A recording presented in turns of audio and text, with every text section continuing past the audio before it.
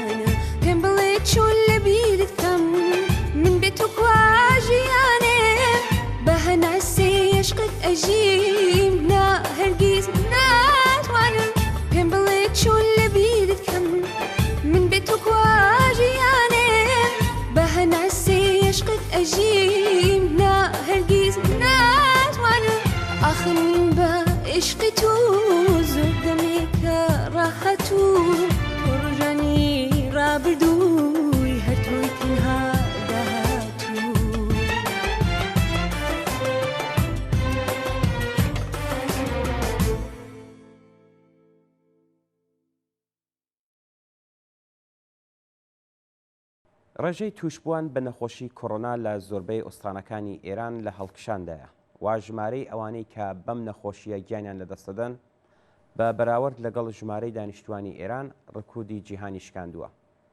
خەمساردی ڕژیم بەرامبەر بە گیان و سڵامەتی هاوڵاتیان گەیشتۆتە ئاسێک کە دەتوانین پێی بڵین جەنایەت و کۆمەڵکوژی. هێشتا ڕێژەی ئەو کەسانەی واکسنەکراون نەگەیشتۆتە لە سەدا 5 ئەوەی کە ئەمڕۆ بە نسبەت نەخۆشی کۆڕۆناوە ڕوودەدات لە ڕاستیدا ڕەچاوەکەی لە لاواسبوونی ژێرخانی بێهداشتی و دەرمانی ئەو وڵاتەدایە. ئەوە نەک نەخۆشی کۆڕۆنا بەڵکو هەموو نەخۆشیەکانی دیکەش بوونە کارەسات بۆ خەڵکی ئەو وڵاتە. لە وڵاتێکدا کە خەبەرێک لە خزمەتگوزاری بێهداشتی و دەرمانی بە خۆڕایی نییە و بەتحاڵترین نەخۆشیش پێش ئەوەی پارەی نەخۆشەکەی پەرداخ کردبێت ڕێگای چوونە ژوورەوەی پێنادرێت و لە نەخۆشخانەکاندا تەرمی مردوەکانیش بە بارمتە ڕادەگیرێ، ساڵهایە کەم تەرخەمی بەڕێوەبەرانی ڕژیم لە ئاستی محەلی و سەراسەری سەبارەت بە بێهداشت و دەرمانی گشتی و دابینکردنی سڵامەتی خەڵکی کوردستان وەکو هەڵاواردنێکی ئاشکرا بەرامبەر بە خەڵکی ئەم منتەقەیە.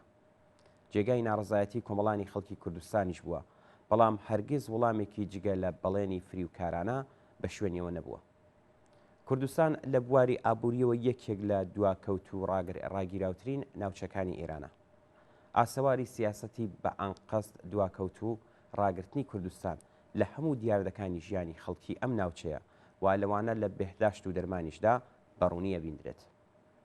لە سەرەوەبوونی ژمارەی مەرگ و میری مناڵان و ژنانی دووگیان لە خوارەوەبوونی تەمەنی مامناوەندی لە ئاکامەکانی دواکەوتومانەوەی کوردستان لە ڕووی بێهداشت و پزیشکی و دەرمانیەوەن. ڕژیمی کۆماری ئیسلامی کە خەڵکی کوردستان وەکو دژمن چاو لێ دەکات زۆرترین بەشی بودجەی خۆی لەم ناوچەیە سەرفی ئامرازەکانی سەرکت و میلیتاریزەکردنی کوردستان و بەسیجگیری و پەروەردەکردنی بەکرێگیراو دەکات. کەمترین بەشی بودجەی دەوڵەت لەم ناوچەیە سەرفی کاری ئاوەدانکردنەوە و خزمەتگوزاری دەکرێت. بەڵام ئەگەر بارودۆخی بێهداشت و دەرمان لە کوردستان بەم جۆرە پڕکارە ساتە، بارودۆخی بێهداشت و دەرمان لە ئاستی سەراسەریشدا زۆر لەوە باشتر نییە. بەپێی بەراوردی ڕێکخراوی بێداشتی جیهانی، کۆماری ئیسلامی ئێران لە ناو 192 وڵاتی دنیا لە بواری سڵامەتیدا 123هەمین وڵاتە. لە ئێران لە نێوان 60 تا 70 لە سەدی خەرجی دەرمان بە وەسیلەی خەڵک خۆیان پرداخ دەکرێت. لە ئێران بۆ هەر 2500 کەس تەنیا یەک پزیشکەیە و ئەو ڕقەمە لە وڵاتێکی وەکو کوبا بۆ هەر 170 کەس یەک پزیشکەیە. لە ئێران بۆ هەر 10,000 نەفەر 14 تەختی نەخۆشخانە هەیە. لە ئاستی جیهانیدا بە شێوەی مامنەوەندی دوو ئەوەندەی ئاتە 28 تەخت بۆ هەر 10,000 کەس هەیە. لە وڵاتانی پێشکەوتوی سەرمایه‌داری ئەم ڕقەمە 64 تەخت بۆ هەر 10,000 کەسە. لە ئێرانی ژێر دەسەڵاتی کۆماری ئیسلامی لە بارودۆخێکدا بەم جۆرە کایە بە گیانی ئینسانەکان دەکرێت. زۆرترین بەشی بودجەی ئەم وڵاتە لە پێناوی پرۆژەی نیزامی و سەرکوتکردنی خەڵکی ناڕازی خەرج دەکرێت و کەمترینیشی سەرفی دابینکردنی بێداشت و دەرمان دەبێت.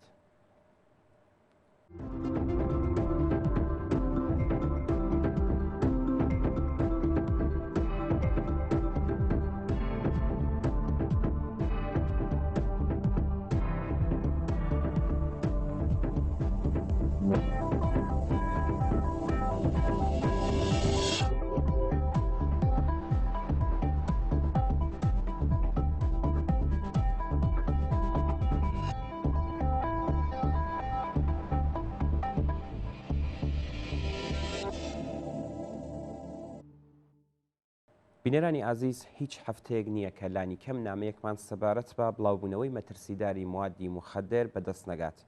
لەم نامانەدا ئازیزانی بینەر داوامان لێ دەکەن بەردەوام بین لەسەر هۆشداریدان بەلاوان و ڕوونکردنەوەی ڕاستیەکان سەبارەت بەم مەسەلەیە. زۆر سپاس بۆ هەموو ئەو ئازیزانش. ئەگەر لاوانی ئەو وڵاتە ئەو ڕاستیە بزانن کە چۆن ڕژیمی کۆماری ئیسلامی یان خۆی ڕاستەوخۆ دەستی هەیە لە بڵاوکردنەوەی ئەو موادە و یان چاوپۆشی لەو بازرگانیە جەنایەتکارانەیە دەکات، دەبێ بەرامبەر بەم دیاردەیە حەساستر بن. خۆڕاگرترن بەرامبەر بەم هەلامارە. خەباتێکی سیاسی کۆمەڵایەتیشە ئەم خۆڕاگریە. لاوان بۆ خۆپاراستن لە گیرۆدەبوون بەم موادە گیان و دەرونی خۆیان خاوێن ڕاگرتووە لە تێیدا چوون ڕزگاریان کردووە و ئەمە پیلانێکی دوژمنان ئەو خەڵکیان پوچەڵ کردوێتەوە. ئەمڕۆکە گیرۆدەکردنی لاوان بە ماددە هۆشبەرەکان بۆتە بازرگانیەکی پڕداهات بۆ تۆڕەکانی مافیایی سەرمایه‌داران. هاوکات ئامرازێکی سیاسی لە دەست کۆماری ئیسلامیشدایە. سوپای پاسداران وەک یەکێک لە ناوەندەکانی بڵاوکردنەوەی ماددە هۆشبەرەکان لە ئێران بەم کردەوە دژە ئینسانیەی خۆی هەم بازرگانی دەکات و هەم بۆ بە ئاکامگەیاندنی ئامانجەکانی سیاسی و دژی خەڵکی خۆی تێدەکۆشێت. ئەمڕۆ وجودی ماددە هۆشبەرەکانی هەرزان کە بە ئاسانی لە بازاڕەکانی ئێران لەبەردەستایە لەلایەن بەرپرسانی کۆماری ئیسلامیەوە تایید دەکرێت. بڵاوکردنەوەی ماددە هۆشبەرەکان لە ناوخۆی وڵات تەنیا سەرچاوەی داهاتی سوپای پاسداران نییە، بەڵکو ئەم تۆڕە مافیایە لە وڵاتانی دیکەش ماددە هۆشبەرەکان بڵاو دەکاتەوە. هەرێمی کوردستان یەکێکی دیکە لە ئامانجەکانی تۆڕەکانی مافیایی موادی مخەدر لە ئێرانە. ئەو ناوچەیە کە 2 دێ لەوە پێش بە دەگمەنیش بووە کەسێک پەیدا نەدەبوو کە گیرۆدەی ئەو موادە بێت، ئێستا بەداخەوە نمونەی زۆر پەیدا بووە، مەترسی پەرەسەندنیشی زۆرە. قاچاغی ماددە سەرکەرەکان لە فڕۆکەخانەکان و ئێسکلەکانی سوپای پاسداران لە ڕێگای لوبنان، وڵاتانی دەوروبەری خەلیج بۆ وڵاتانی جیهان یەکێک لە سەرچاوەکانی پڕداهاتی سوپای پاسدارانە. لە پاڵ ئەم واقعیەتە ئاشکرایانەدا کۆماری ئیسلامی ساڵانە لە ژێرناوی بەرامبەرکێ لەگەڵ ماددە هۆشبەرەکان ژمارەیەک لە ڕۆڵەکانی خەڵک لە سنوورەکانی ڕۆژهەڵاتی ئێران بە کوشتن دەدات تا هەم لە بودجەی ڕێکخراوی نەتەوەی گرتووەکان لە بوارەدا کەڵک وەردەگرێت و هەم بۆ پاراستنی ئابڕووی خۆی هەوڵیش بدات. لە هەمان حاڵدا ڕژیم هەر لە سەرەتای هاتنە سەرکاری تا ئێستا هەزاران کەسی لە ژێر ناوی قاچاقچی موادی مخەدر ئێدام کردووە و لەم ڕێگایەوە هەوڵی داوە کەش و هەوای ترساندن و تۆخاندن بەسەر کۆمەڵگادا زاڵ بکات. ئەم جۆرە ئێدامانە هەروەها یارمەتی مافیای بڵاوکردنەوەی ماددە هۆشبەرەکانی سوپای پاسدارانی داوە تا تۆڕەکانی دیکەی ئەم بوارەش لەسەر ڕێگای خۆی هەڵگرێت. ڕژیم گشت ئەم کردەوە جنایەتکارانەی وەک هەڵسوڕاوبوونی خۆی لە بواری بەرامبەرکێ لەگەڵ ماددە هۆشبەرەکان لە قەڵەم دەدات. کەسانێک کە هەموو ئەو ڕاستیانە دەزانن پێویستە ئاگایانە بۆ پوچەڵکردنەوەیان هەوڵ بدەن. باشترین ڕێگاش بۆ پوچەڵکردنەوەی ئەم بازرگانیە جنایەتکارانەیە ئەوەیە کە بازاڕی نەبێت، ئەوەیە کە کڕیاریشی نەبێت.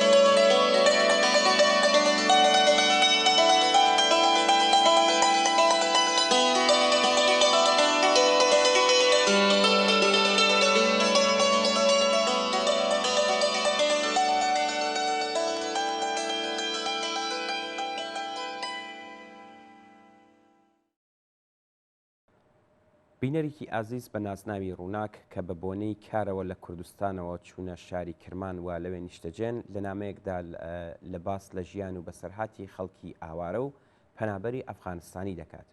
ئێمە کورتکراوەیەکی نامەی ئەو ئازیزەتان بۆ بڵاو دەکەینەوە.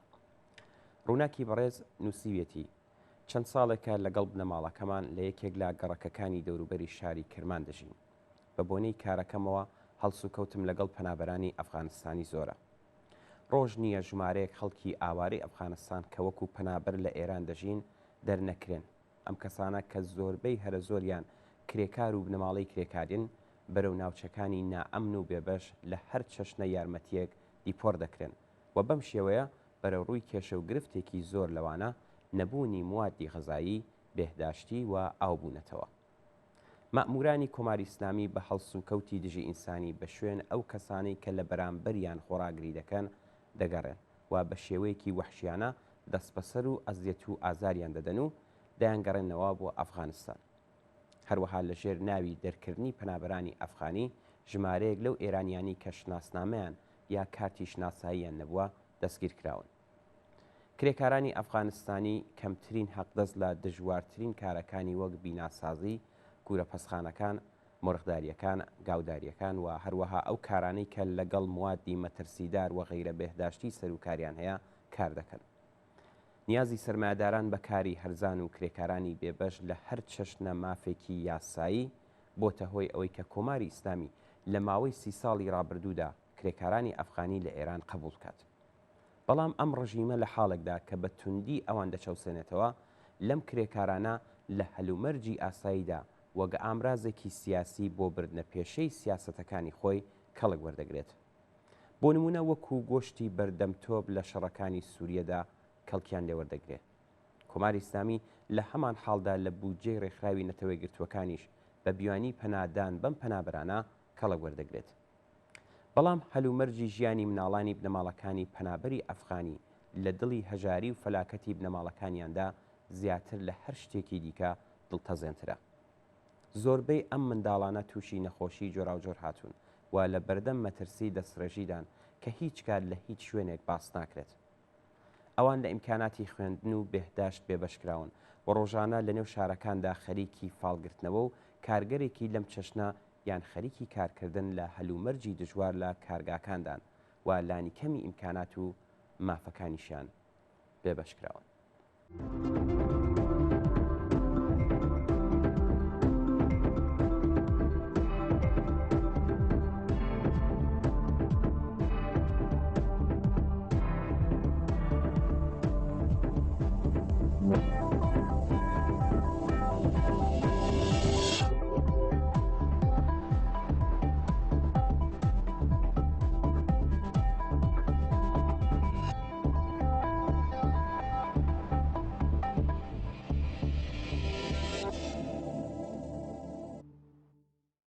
بینەرێکی یازیزمان بە ناسناوی خەبات لە کرماشانەوە نامەیەکی سەبارەت بە بارودۆخی ژیانی کرێکارانی خانەنشین بوو بۆ نردوین و نووسیویەتی. کۆماری ئیسلامی چاوی تەماعی بڕیوەتە ئەو مانگانە کەمەی کرێکارانی خانەنشینکراو کە وەری دەگرن. کرێکارانی خانەنشینکراو ئەوانەی کە مانگانە پارەی دابینکردنی کۆمەڵایەتی وەردەگرن 90% لە ژێر هێڵی هەژاریدا دەژین. ئەم توێژە تەنانەت لە مافی یەکسان لەگەڵ خانەنشینکراوانی دیکەی وڵاتیش بەهرەمەندی. هەرچەند لە یاسادا هاتووە کە حقوقی ساڵانەی خانەنشینکراوان پێویستە بەپێی چوونە سەرەوەی ڕێژەی تەوەڕۆم زیاد بکرێت. بەڵام لە هیچ ساڵێکدا ئەم ڕێژەیە کەمترین هاوسەنگیەکی لەگەڵ نرخی ڕاستەقینەی ئاوسان و تەوەڕمدا نەبووە. کرێکارانی لە کارکەوتو نەتەنیا تا کاتێک کە کار دەکەن هیچ ئیمکاناتێکیان نییە، بەڵکو ئەو کاتەش کە خانەنشین دەکرێن و بەشێک لە حقوقەکەیان دەبڕدرێت، تەنانەت مافی هەوڵدان بۆ قەرەبووکردنەوەی و دابینکردنی پێداویستیەکانی ژیانیشیان لێدەستێنرێ. پرسیار ئەوەیە بۆچی کەسێک کە هێشتا ماندوویەتی تەمەنێک کارکردنی لە لەش نەچۆتە دەرێ دەبێت ناچار بێت بۆ دابینکردنی بژێوی ژیانی هێشتا بە شوێن کاردا بکەرێت؟ بۆچی خانەنشینێکی بە تەمەن کە لە ڕووی نیازمەندیەوە ناچارە دوای تەمەنێک کارکردن گیانی ماندووی بخاتە ژێر دژوارترین کارەکان، بەڵام ئەوەشی پێڕەوا نابینن؟ مەگەر کارمەندان و کرێکاران بۆ ئەوە خانەنشین نابن تا لەوە زیاتر کار لە جسم و گیانی ماندوو لە کارکەوتویان نەکێشن؟ مەگەر بۆ ئەوە خانەنشین نابن تا ماندوویەتی ساڵانێک کار و ڕەنج و فەرسوودەگی لە لەشیان دەرکەن و ئیمکانی ئەویان هەبێت کەمێک بە خۆیان ڕابگەن و ئازارێکی کەمتر بەدەست نەخۆشیەکانیانەوە بچێژن؟ بۆچی ئەبێت کرێکارانی خانەنشینی ماندوو و لە کارکەوتوو ئەوەندە ژیانیان دابین نەکرابێت کە بە جێگای بەهرەمەندبوون لە ئاسایش و ئارامی و بەسەربردنی ژیان لەگەڵ بنەماڵە و کۆڕ و کۆمەڵی دۆستاندا دیسانیش هەرکار بکەن؟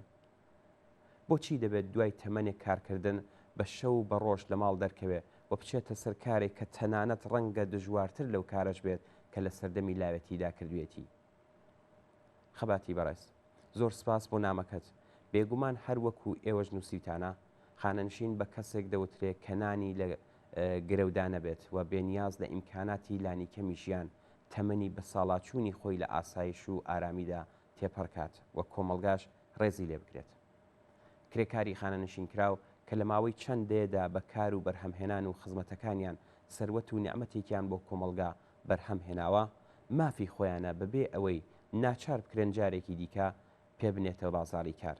لە هەموو ئیمکاناتێکیش دەبێت بۆی فراهم بکرێت و ئیمکاناتێکی بۆ فراهمکردنی ژیانێکی ئینسانی بەهرەمەندن و بە ئەرخیانی و بەبێت لە ڕاوکێ لە ئاسوودەیدا بەسەر برن و بە بۆنەی ئەو کار و زەحمەتانی کە لە ڕابردوودا کێشاویانە خاوەنی ڕێز و حورمەتێکی تایبەتی کۆمەڵایەتیش بن.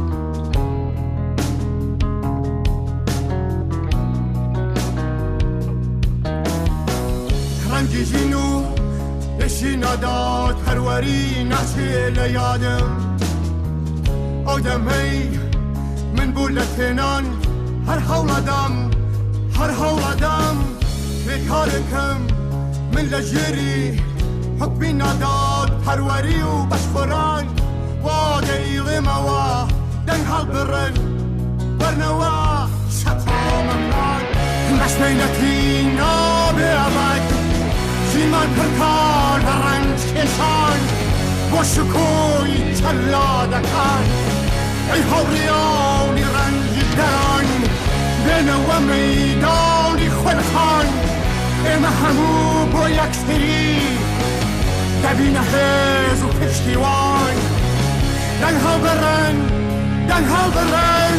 ورنوا شقا مکان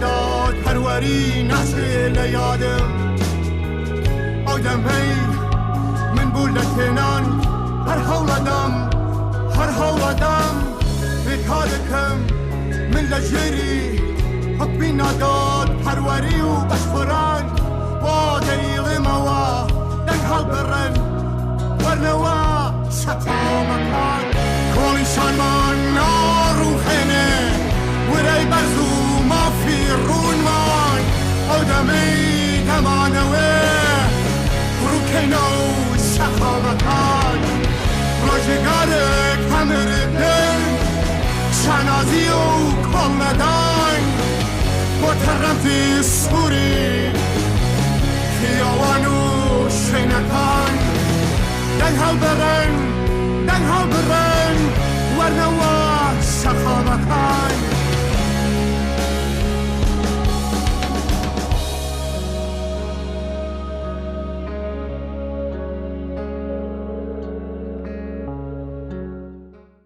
بینەرێکی ئازیزی بەرنامەکەمان بە ناسناوی ئالان لە شاری تارانەوە لە نامەیەکدا بۆ ئەو بەرنامەی نووسیوێتی ڕادەی توندوتیژی لە کۆمەڵگای ئێران بە خێرایی ڕوو لە هەڵکشانە.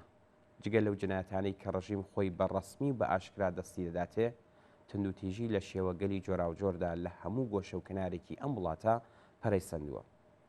ڕۆژ نییە کە هەواڵ و راپۆرتی کوشتن و دەستڕێژی و جۆرهای دیکە لە توندوتیژی بڵاو نەبێتەوە. ئینسان ڕفاندن، دەستڕێژی جنسی، باجگرتن، ئازاردانی ژن، ئازاردانی منداڵ، ئەوانە و گەلێک نمونەی دیکە لە ئاستێکی بەریندا دەبیندرێن. زۆربەی قوربانیەکانی ئەم توندوتیژیانەش بێپەنایان، ژنان، منداڵان و توێژەکانی هەژاری کۆمەڵگان. لە ئێرانی ژێردەسەڵاتی حکوومەتی ئیسلامیدا نەک هەر هیچ ڕێگا چارەیەک بۆ کەمکردنەوەی ڕادەی تاوان و توندوتیژی لە کۆمەڵگادا ڕەچاو ناکرێت، بەڵکو سیاست و کردەوەی ڕژیم خۆی بەردەوام ئەم ڕادەیە دەباتە سرێ. زۆر سپاس بۆ ئالانی بەڕێز کە قامکی لەسەر یەکێک لە دیاردە دزێوەکانی دەسەڵاتی حکوومەتی ئیسلامی لە ئێران داناوە. ڕژیمێک کە یاسای سزادانی گشتیەکەی حکمی مەسحەبی قەساسە کە بە شێوەیەکی ڕسمی لەسەر بنەمای تۆڵە سەدنەوە دامەزراوە، چۆن دەتوانێت توندوتیژی لە کۆمەڵگادا کەم کاتەوە؟ لەوەها حکوومەتێکدا هەموو توندوتیژیە کە لەلایەن ڕژیمەوە بەڕەوە دەچێت ئامانجێکی سیاسی لە پشتیەوە و پاساوێکی مەسحەبی و سیاسی بۆ دێنێتەوە. کۆماری ئیسلامی کە بۆ بەردەوام ڕاگررتنی دەسەڵاتەکەی وڵامی هەر ناڕزایەتیەک بە توندوتیژی دەداتەوە و بەکردەوە کەش و هەوایەکی لەبار بۆ پەرەسەندنی توندوتیژی لە ئاستی کۆمەلگادا دەخڵقێنێت.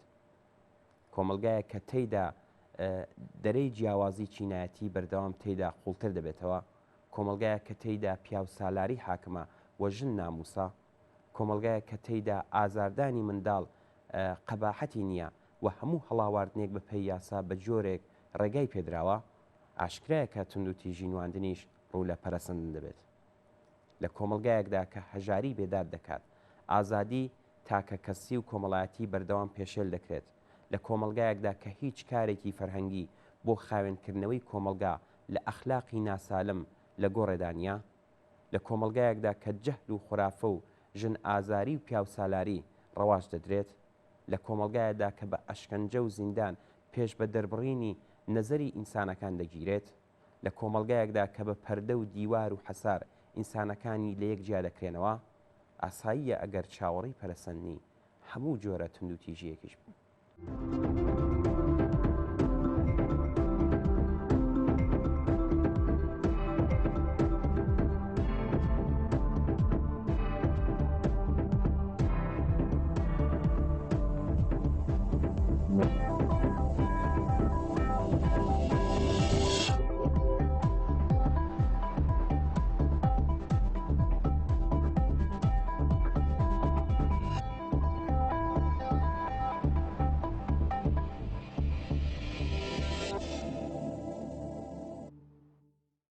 بەڵێ بینەرانی خۆشەویست، بەم جۆرە گەشتینە کۆتایی بەرنامەی ئەم هەفتەیە ئێمە و بینەران زۆر سپاس بۆی کە تا ئێستا لەگەڵمان بوون. چاوەڕێی نامە و ئیمەیل و پەیوەندی و تەلەفۆنی ئێوەین بۆ هەرچی ڕازانەوەی بەرنمەکەی خۆتان پەیوەندیمان پێوە بکەن و ڕاوبۆچوونەکانتان باس بکەن. هەر شاد و بەختەوەر بن و ماڵاوە.